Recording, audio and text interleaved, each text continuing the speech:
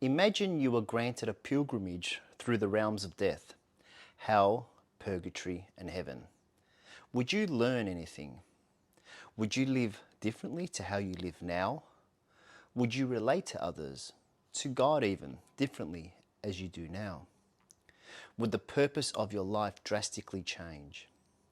Explore the great poem that seeks to address these questions in this episode of Faith and the Arts.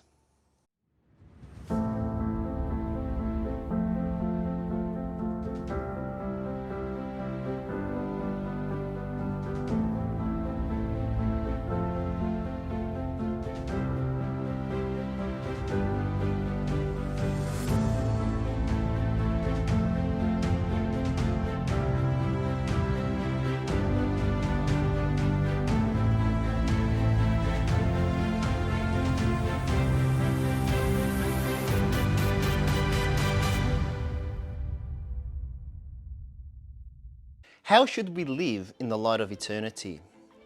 This is what Dante Alighieri was seeking to address in his most famous Italian poem, The Divine Comedy. He didn't care so much about what happens to us when we die, despite the fact that the poem is set in the realms of the afterlife. No, rather, Dante was concerned about the principles and purpose of life, how we are to live, and not images of how the afterlife may or may not be. Dante says so much in a letter to the Italian nobleman Congrande della Scala of Verona. He wrote, "The purpose of the comedy is to remove those living in this life from the state of misery and to lead them to the state of bliss." And for Dante, it is clear that the transition from one state to the other is dependent upon the correct ordering of our affections. He shows this by how he shapes the story.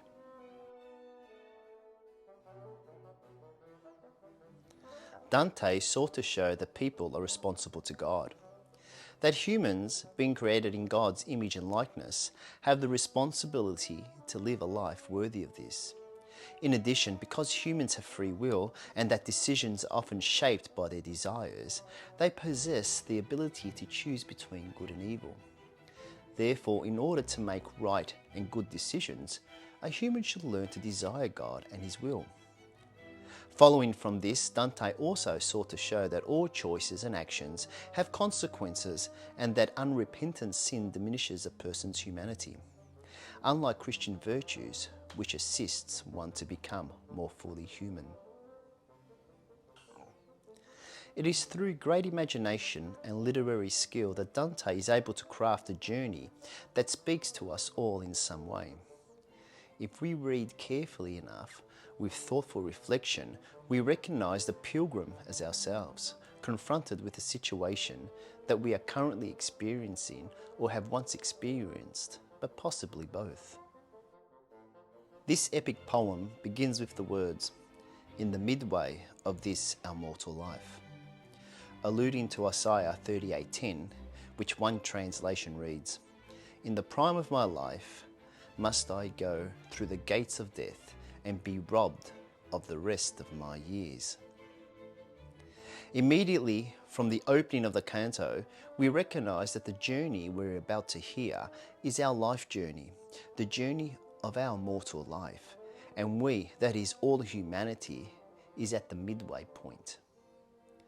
Yes, it is a pilgrim, Dante, that will take this journey on our behalf. And through this journey, as Dante the pilgrim walks for us, we will be given warnings in the hope that we will change our path, because as it currently stands, it is a path which strays away from God's grace and light. Beginning the journey in hell, the pilgrim, from his vantage point, can see at a distance the rays of Mount Purgatory and a path that leads in the right direction. It is a path that gives hope, leading out of darkness. We read, "On reaching the foot of a hill which marked the limit of the dark ravine that had before so pierced my heart with panic, I looked to that height and saw its shoulders already clothed in rays from the planet that leads all others on any road aright.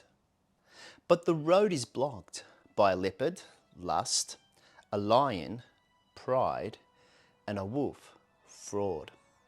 And these obstacles, sins, are what makes one lose all hope of reaching that height. It is through his journey in hell that the pilgrim recognizes the connection between free will and human responsibility.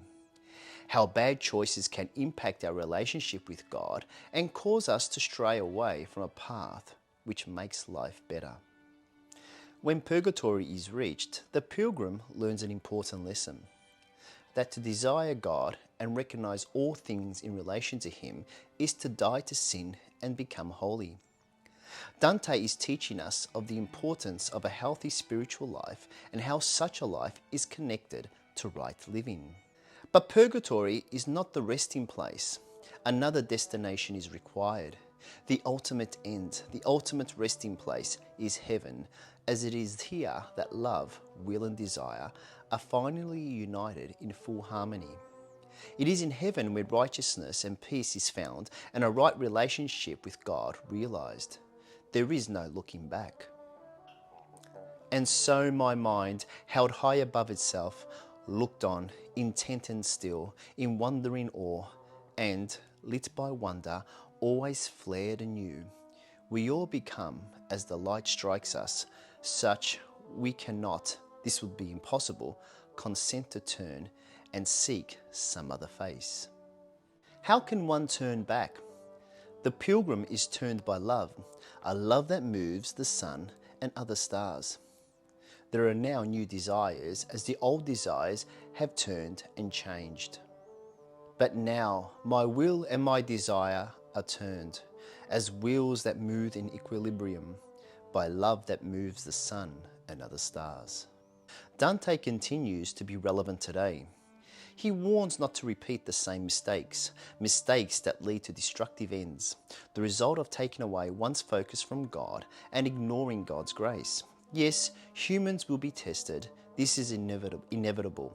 But humans are also vulnerable, constantly tested and tempted, and the journey that Dante presents us with makes this very clear.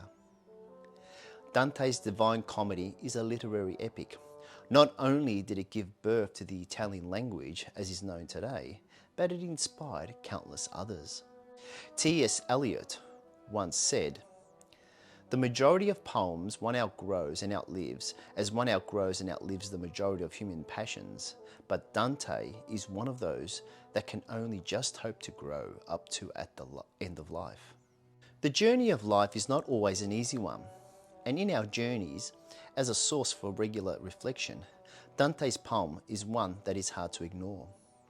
That a poem which is now some 700 years old can still speak to so many today is a testament to the significance of the collaboration of faith and artistic expression. I leave with the words of C.S. Lewis. There is so much besides poetry in Dante that anyone but a fool can enjoy him some way or another.